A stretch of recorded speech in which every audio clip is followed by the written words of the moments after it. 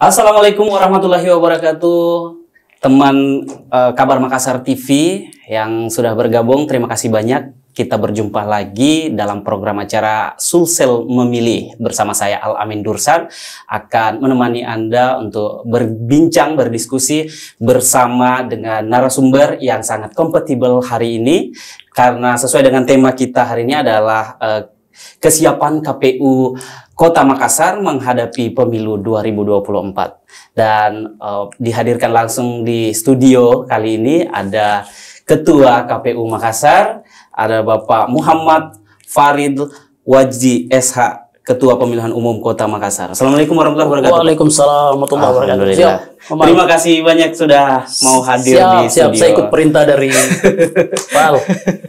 Ya, ini karena ya bisa dibilang kesibukan sudah mulai nih ya tahapan-tahapannya. Dan menyempatkan waktu untuk bisa hadir di sini itu sangat luar biasa sekali. Terima kasih kita dipercaya untuk berdiskusi bersama teman-teman sahabat-sahabat Makassar. Iya, siap. Dan mungkin sekitar 20 menit ke depan kita akan berdiskusi di sini, dan mungkin ada beberapa pertanyaan yang akan saya sampaikan. Mungkin yang pertama nih ya, lebih ke intinya, seperti apa sekarang nih tahapan pemilu di kesiapan KPU di tahapan-tahapan pemilu di 2024 nanti, Pak. Silakan. Baik, Bung Al dan teman-teman sahabat Kabar Makassar. Sebenarnya kalau kita bicara tentang siap, kami sekarang sudah melampaui kata siap ya, karena tahapan sekarang sudah dikonsolidasi program. Nah, pemilu itu sebenarnya tahapannya dimulai sejak pertengahan Juni tahun 2022 ini. Oh iya, Juni. Artinya saat ini sudah hampir setengah tahun dia bergerak, OTW 9 tahun ya, 9 bulan ya maksud saya. 6 bulan, sorry. 6 bulan. Hampir setengah tahun sudah bergerak ya. Artinya sudah banyak rangkaian-rangkaian tahapan dan program yang sudah lewat. Saat ini, sebagaimana mungkin teman-teman tahu, berdasarkan peraturan KPU nomor 3 tahun 2022 tentang jadwal dan tahapan, saat ini kita masuk di tahapan pendaftaran dan verifikasi partai politik. Nah, beberapa waktu yang lalu, sejak Agustus tanggal 1, ada pendaftaran partai politik, itu dikonsolidasikan oleh KPU Republik Indonesia. Kemudian, dari tanggal 17 sampai dengan saat ini, verifikasi administrasi telah dilakukan, kemudian dilanjutkan dengan verifikasi faktual partai politik. Saat ini sementara masuk di tahapan verifikasi faktual partai politik, walaupun masih di tahapan perbaikan. Tapi program yang sementara jalan di KPU Kota saat ini adalah melaksanakan tugas yang diberikan oleh KPU Republik Indonesia untuk verifikasi faktual partai politik, khususnya pada faktualisasi keanggotaan partai politik. Kan itu ada door to door ya sistemnya. Nah, ada kendala tidak dihadapi di lapangan atau seperti apa? Ya, tentu saja kan dinamis ya. Pertama, langit lagi lucu-lucunya sekarang. Cuaca kita belum bisa prediksi ya. Sementara kita harus datang dari rumah ke rumah. Kemudian kita tahu bahwa Makassar ini wilayah administrasinya ada satu kecamatan yang basisnya kepulauan. Dan kita tahu sekarang laut lagi ya seperti itulah. Mungkin setelah angin timur ya. Walaupun beberapa waktu yang lalu sempat tenang ya. Artinya ada medan yang mungkin berbeda dengan kabupaten-kabupaten lain. Makassar juga ada pulau yang 2 jam kita menuju pulau terluar. Tapi saya kira ini bukan hambatan ya. Ini hanya situasi yang harus kita hitung sebagai variabel dalam langkah-langkah taktis kita. Nyaris tidak ada hambatan. Semuanya berjalan dengan baik. Oke, Pak. Kemarin itu sudah diverifikasi. Ada berapa total yang sudah ada sekarang? Kalau undang-undang memberi syarat, keanggotaan partai politik itu paling sedikit kan 1.000 ya, atau 1/1000 atau paling banyak 1.000. Nah, populasi Makassar ini kan beda-beda ya. Nah, situasinya sekarang dari yang ditetapkan oleh KPU RI ada 8 partai politik yang oleh KPU Kota Makassar harus ditindaklanjuti dengan verifikasi faktual keanggotaan dan kepengurusan partai politik. Kemarin kita sudah lewati itu. Tentang jumlahnya, tentu jumlahnya di atas 1.000. Karena undang-undang memberi syarat itu paling sedikit 1.000. Nah, kemudian ada sampel yang diturunkan ke kami untuk dilakukan verifikasi faktual. Nah, faktual ini yang jumlahnya beda-beda. Ada yang 200-an, ada yang 300, ada yang 100 dan sebagainya. Intinya jumlah ini adalah bagian dari sampling atas populasi yang diinput oleh partai politik pada SIPOL laman KPU. Pak, itu proses verifikasi itu apakah satu kali yang dilakukan atau ada tahap-tahapan berapa kali? Gitu? Verifikasi itu kan kalau pertama administrasi. Administrasi itu dilakukan, kemudian sampai dengan ujung waktu tahapan administrasi dilakukan. Kalau masih ada kendala dilakukan lagi verifikasi administrasi perbaikan. Nah, setelah perbaikan selesai dilakukan lagi verifikasi faktual. verifikasi faktual pun seperti itu. Kalau misalnya masih ada situasi, masih ada verifikasi faktual perbaikan. Nah, pendekatannya ada banyak metode. Pertama, metode paling mudah adalah kita mendatangi door to door. Nah, itu dilakukan oleh teman-teman jajaran KPU Kota, dibantu dengan diawasi oleh kawan-kawan Bawaslu. Tentu kita berkoordinasi dengan partai politik melalui LO mereka masing-masing ya. Nah, kalau didatangi kemudian kan kita paham ya bahwa masyarakat kita kan punya aktivitas sosial ya. Ada yang kerja, ada yang berkunjung, ada yang ke kebun, ada yang kemana ya. Sehingga tidak semua bisa kita dapati di hari ketika kita datangi. Nah, atas situasi itu kita memberikan ada alternatif yang diberikan oleh undang-undang. Kita berkoordinasi dengan partai politik supaya partai politik itu bisa mengumpulkan warga ini, anggota parpol yang tidak bisa ditemui ini di satu tempat di kantor partai politik, baik di tingkat DP tingkat kota atau di tingkat kecamatan. Nah, itu sudah kita lewati dan alhamdulillah berjalan dengan baik. Berarti tidak semudah sekali itu saja. Ada tahapan-tahapan. Ada beberapa kali kita bahkan ada penetrasi teknologi informasi di situ. Misalnya kalau setelah dikumpulkan masih tidak bisa, karena masih misalnya ada lagi di rumah sakit atau lagi di luar daerah. Ada kebijakan tentang penggunaan media telekomunikasi. Kita bisa pakai video call. Itu sudah boleh kita pakai. Kemudian kalau masih tidak bisa video call, kalau misalnya ada kendala jaringan dan sebagainya, jarak dan bencana alam dan seterusnya, bisa tapping video kemudian dikirimkan ke LO partai, kemudian nanti diklarifikasi oleh kami, diverifikasi oleh kami.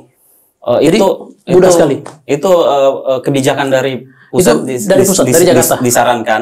Bukan, itu kebijakan yang diturunkan ke kami. Harus kita jadikan sebagai bagian dari tindakan administrasi. Memudahkan. Ya, prinsipnya fasilitasi. Betul, mantap sekali KPU Makassar. Nah, kita ke badan ad hoc. Seperti apa ini Pak? Badan ad hoc mulai direkrut ya? Kita saat ini lagi prepare untuk rekrut besar-besaran penyelenggara ad hoc kita. Penyelenggara ad hoc di KPU itu kan ada 4 ya. Pertama PPK yang ngurus memaintain pemilu pada level kecamatan. Kemudian di tingkat kelurahan ada PPS. Nah, kemudian nanti di hari pungut hitung, sebelum masuk ke hari pungut hitung ada tim yang melakukan konsolidasi dan penelitian terhadap data pemilih, namanya PPDP. Kemudian ada petugas kami di setiap TPS. Nah, jumlahnya besar-besaran. Kenapa besar-besaran? Karena ini dihitung koefisiennya berdasarkan populasi TPS dan besaran demografi kita. Nah, di kecamatan kita ada 5, kemudian di tingkat kelurahan kita ada 3, kemudian di tingkat KPPS kita ada 9. Kemudian untuk PPDP kita 1 per TPS. Nah, mungkin ini informasi bagi rekan-rekan ya. Tahun 2019 waktu kita bikin pemilu terakhir, TPS kita itu almost 4.000. 3.998. Jadi tinggal 4.000. Saya gampang ingat angka ini karena tinggal 4.000. Nah, insya Allah kalau berdasarkan konsolidasi data saat ini, ada proyeksi TPS itu akan bertambah. Bertambah karena mungkin di atas 4.000. Mungkin 4.100-an plus-plus ya. Cuman saat ini masih terus dihitung oleh teman-teman. Bagaimana rasio TPS itu, karena ada banyak variabel yang harus kita hitung. Kedekatan warga dengan vote stationnya, kemudian tidak memisahkan antara anggota keluarga dalam satu TPS. Nah, ada beberapa prinsip yang harus kita hitung. Yang kedua juga kita menghitung beberapa hal teknis, misalnya pemilu akan dilaksanakan di bulan Februari. Makassar insya Allah Februari itu musim penghujan. Dan kalau kita ada pulau, itu kan angin barat ya. Dan harus kita hitung. Warga-warga di pulau itu harus dekatkan dengan TPS-nya. Jadi ada beberapa hal-hal yang sangat teknis harus kita hitung sebagai bagian dari detail itu ya Pak. Harus detail, dipertimbangkan. Ya, ada banyak hal yang detail yang harus kita hitung. Yang paling penting adalah menghitung aspek klimatologi, karena pemilu itu logistiknya kertas. Kita paham kalau kertas ketemu sama air itu kan. Apalagi daerah-daerah Makassar kan kebanyakan pulau. Ya, kita ada satu kecamatan biasanya pulau. Ya. Nah, sudah berapa banyak nih yang mendaftar Pak untuk ad hoc? Saat ini pendaftarannya belum dibuka. Tapi kita masih masuk di tahapan sosialisasi. Tapi masih di tahapan pengumuman. Insya Allah dia running di pertengahan bulan ini sudah bergerak pengumumannya. Awal bulan depan itu sudah mulai pendaftarannya. Kalau saya tidak detail ya. Awal bulan depan ya. Apa syaratnya itu Pak untuk bisa? Ya, kalau pertama warga negara Indonesia pasti ya. Sehat jasmani dan rohani. Kemudian usia mungkin nggak? Kalau untuk PPK kita dan usia saat ini diskusinya hanya pada saat konsolidasi di tingkat KPPS. Jadi pembatasan usia itu sampai sejauh ini ya kebijakannya belum ada, tapi dari diskusi yang keluar, dari diskusi yang muncul adalah sampai pada pembatasan usia itu hanya pada KPPS. KPPS itu pada tim yang mengelola TPS. Untuk PPK di tingkat kecamatan, untuk PPS di tingkat kelurahan itu belum ada diskusi tentang pembatasan usia. Nah, artinya syarat-syarat ini warga negara Indonesia tentu saja. Kemudian ada wilayah berdomisili di kecamatan. Kalau bagi PPK ya dan PPS di kecamatan dan kelurahan bersangkutan. Karena nanti prinsipnya adalah mendekatkan pemilih, mendekatkan penyelenggara pemilu dengan area lingkungan kerjanya. Iya betul. Nah Pak, sampai kapan ini Pak penerimaannya? Nanti rencananya? Konsolidasinya sampai dengan akhir tahun ini. Awal tahun depan itu proyeksinya adalah sudah terbentuk di awal tahun. Di awal tahun 2023 sudah terbentuk. Jadi pendaftaran masih tetap berlangsung, prosesnya sampai di pokoknya Desember sudah ada. Desember sudah terbentuk. Kerjanya itu di Januari. Sudah beraktivitas Januari. Itu sudah ada langkah-langkah teknis untuk kerjanya masing-masing. Sudah ada karena teman-teman penyelenggara ad hoc itu kan mengorganisir beberapa hal yang secara teknis ada di lapangan ya. Misalnya tahun 2023 itu kita akan masuk di verifikasi calon anggota DPD. Nah, itu kan kebijakan KPU RI ya tentang pendaftaran anggota DPD, tapi kan ada verifikasi. Karena syarat pencalonan 3.000 ya kalau Sulawesi Selatan ya, kalau saya tidak salah ingat untuk populasi di antara 1.500.000 ke berapa ya 6 juta ya kalau tidak salah ya. Tapi yang saya maksud adalah kita mengkonsolidasikan itu. Kemudian sosialisasi itu berjalan terus. Di awal tahun juga kita akan bicara soal pemutakhiran data pemilih. Iya betul. Pemutakhiran ya. Ya, pemutakhiran data pemilih. Tahun. Nah Pak, kalau kita menelisik di tahun 2019 terakhir itu ada tidak kendala yang perlu menjadi evaluasi dari itu untuk dilakukan sekarang lebih diperbaiki lagi? Ada beberapa hal ya, tentu saja 2019 itu kan bagaimanapun itu pemilu pertama yang modelnya serentak begitu. Nah, artinya kita belum punya pengalaman sama sekali ya, kami di KPU Makassar. Di luar itu kan soal kebijakan. Kalau soal pemilu, penanggung jawab pemilu itu KPU RI. Jadi kami sebenarnya melaksanakan pemilu berdasarkan prinsip tugas pembantuan. Nah, tetapi di luar itu ada beberapa hal yang Bung Al sampaikan tadi, beberapa hal yang kita evaluasi secara teknis ya. Misalnya, pemilu tahun 2020 kemarin, waktu kita bikin pilkada di Makassar, itu kan sudah mulai ada pemilihan yang manajerialnya itu terpenetrasi teknologi informasi. Ya, artinya tahun 2024, insya Allah perkembangan teknologi informasi kan akan lebih naik lagi ya, lebih agresif dibanding tahun 2020.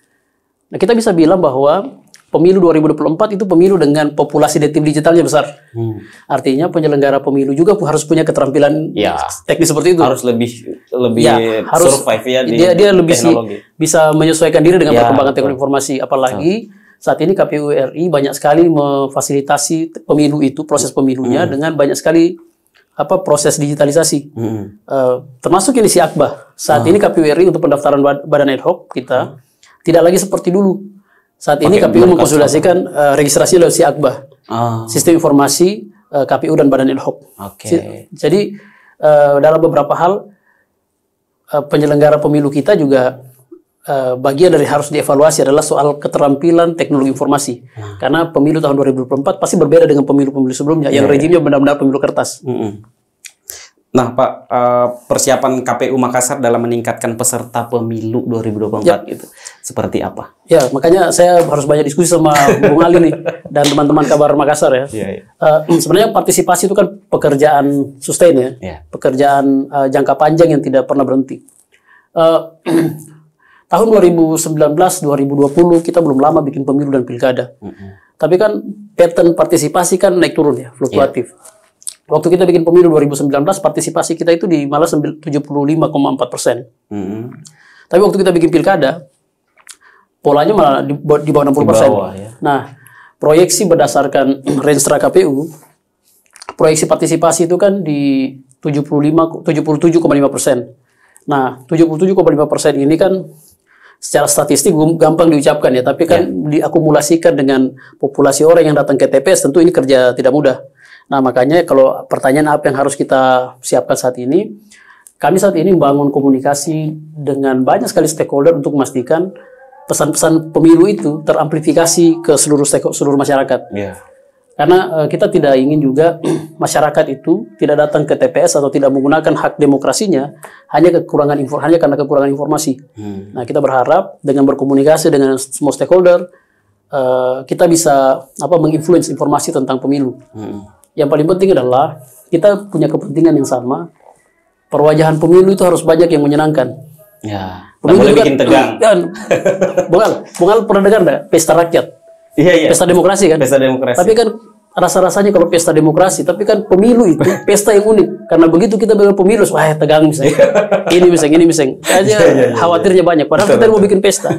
Nah kita berharap gagasan tentang pesta itu bisa kita derivasi ke level operasional. Orang kalau datang ke pesta itu kan banyak senyumnya, banyak ketawa, semua orang bergembira. Bahagia. Nah, kita berharap bisa bikin situasi kayak begitu. Ya, lebih relax. Kita mau bikin pemilu yang friendly lah.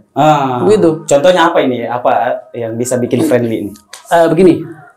Kalau dengan si Akbar ini, si Akbar, penyelenggara ad hoc itu menjadi tersaring ya, bahwa mereka yang terseleksi nanti ini setidaknya orang yang paham perkembangan teknologi informasi. Oh, mantap. Artinya mereka terbiasa dengan ya kita mau bilang native digital lah mereka ini. Betul. Artinya mereka ini masyarakat medsos. Nah, bukan bias gender ya, tetapi yang kita ingin sampaikan adalah dengan menyegarkan penyelenggara pemilu, sebenarnya kita lagi menyegarkan wajah tahapan. Ya. Kalau penyelenggaranya itu eye catching ya. Ya. Itu kan bikin pemilu itu jadi penuh energi. Nah, kita berharap energi penyelenggara yang fresh itu termanifestasi pada proses siklus penyelenggaraan pemilu yang juga kelihatan berenergi. Iya, betul. Biar gitu. tidak kaku lah untuk datang ke TPS gitu. Bukan tidak kaku, ya bukan cuma tidak kaku, tapi juga mau datang ke TPS. Karena kita mau datang ya.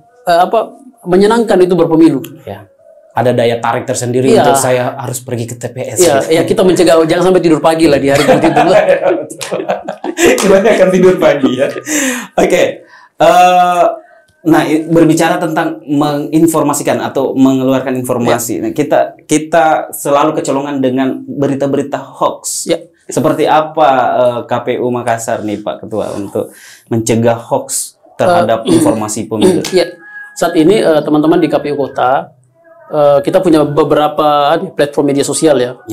Fungsi pertamanya kita adalah membuat informasi itu terukur dan informasi itu informasi yang bertanggung jawab.